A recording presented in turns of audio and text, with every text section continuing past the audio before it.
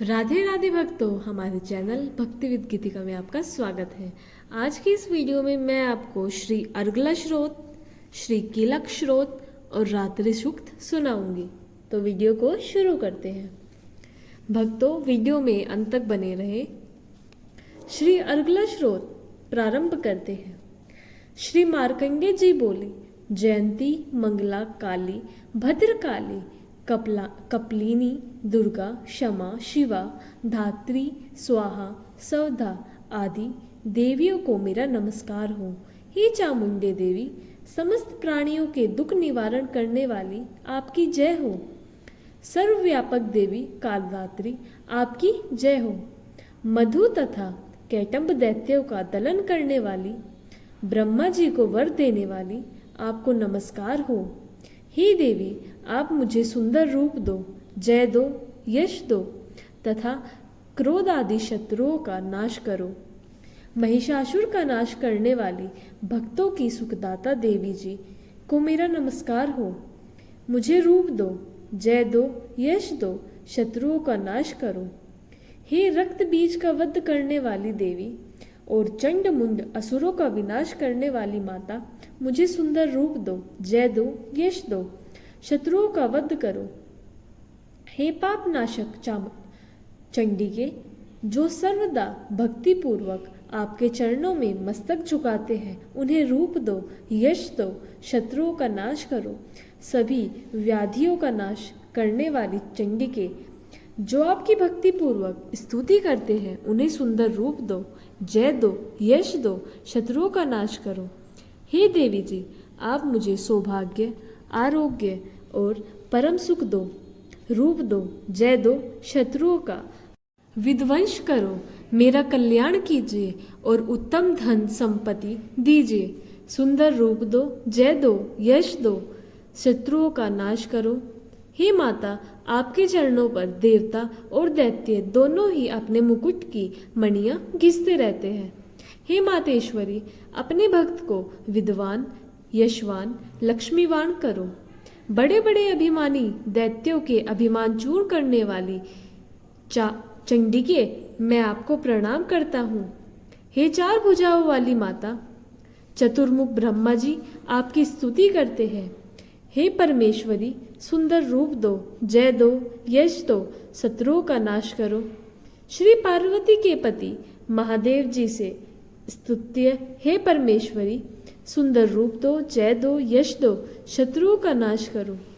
हे देवी, आप तो कठोर भुजदंड रखने वाले दैत्यों का भी घमंड नाश कर देती हो। हे अंबिके, आप अपने भक्तों के लिए अपार आनंद की वृद्धि करती हो। मुझे रूप दो, जय दो, यश दो, शत्रुओं का नाश करो। हे मातेश्वरी, आप मुझे वह पत्नी प्रदान करें जो मेरी इच्छाओं के अनुकूल हो। इस भयानक संसार रूपी समुद्र से मुझे तारने वाली हो। उत्तम कुल में उत्पन्न हो।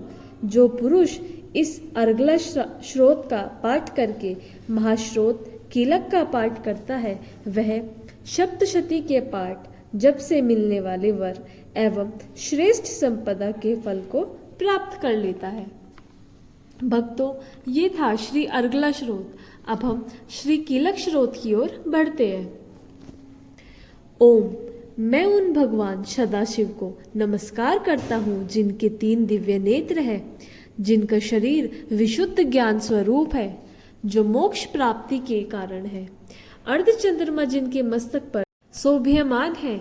श्री मार्कंडेय ऋषि बोले, मंत्रों के शाप एवं उत्कीलन आदि को समझकर पाठ करने वाला पुरुष मोक्ष पा लेता है, अतः इसका ज्ञान होना आवश्यक है।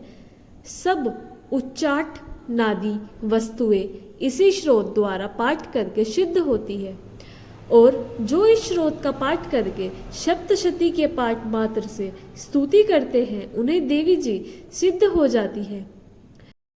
उच्चाट आदि प्रयोगों से उन पुरुषों को मंत्र, औषधि आदि किसी अन्य साधन की आवश्यकता नहीं पड़ती।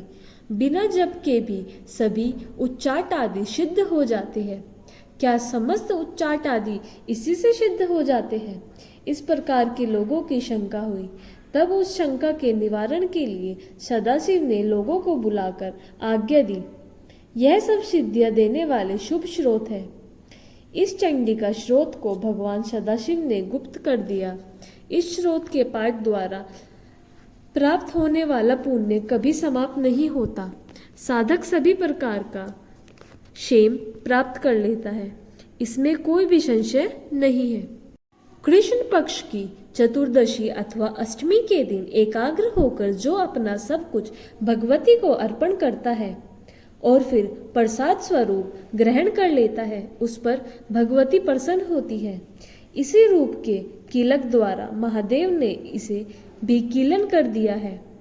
जो इसके द्वारा सप्तशती का निष्कीलन करके स्पष्ट होकर नित्य पाठ करता है, वह सिद्ध हो जाता है।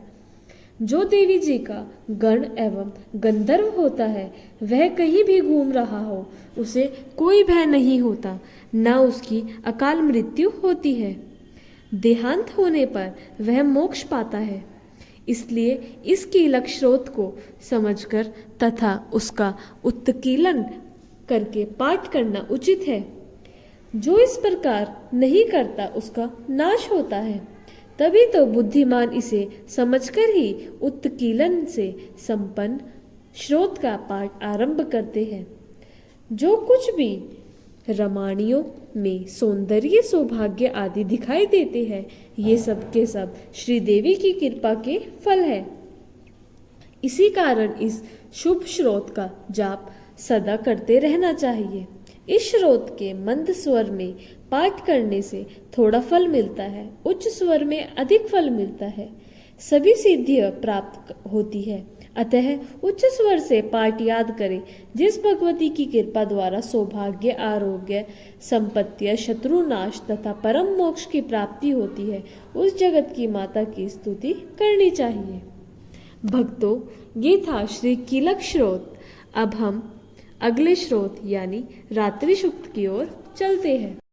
महत्वादि रूप व्यापक इंद्रियों से सब लोकों में समस्त वस्तुओं को प्रकाशित करने वाली हे रात्रि रूपा देवी, अपने उत्पन्न किए हुए जगत के जीवों के शुभाशुभ कर्मों को विशेष रूप से देखती है और उनके अनुरूप फल की व्यवस्था करने के लिए समस्त विभूतियों को धारण करती है।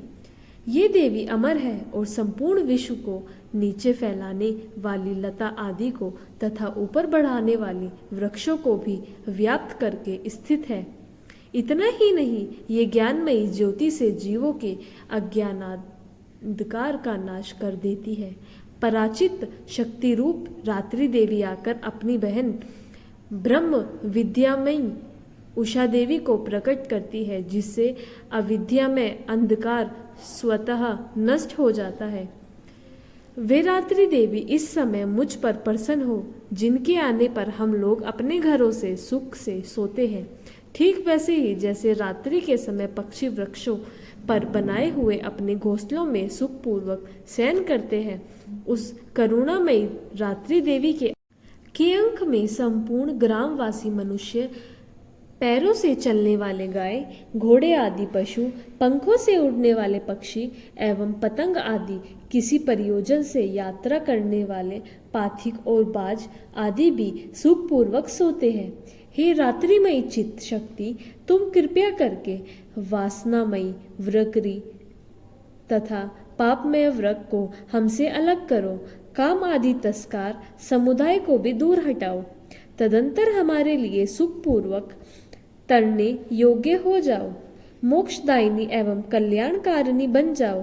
हे उषा, हे रात्रि की अधिष्ठात्री देवी, सब ओर फैला हुआ यह अज्ञान में काला अंधकार मेरे निकट आ पहुंचा है। तुम इसे ऋण की भांति दूर करो। जैसे धन देकर अपने भक्तों के ऋण दूर करती हो, उसी प्रकार ज्ञान देकर इस अज्ञान को भी हटा दो।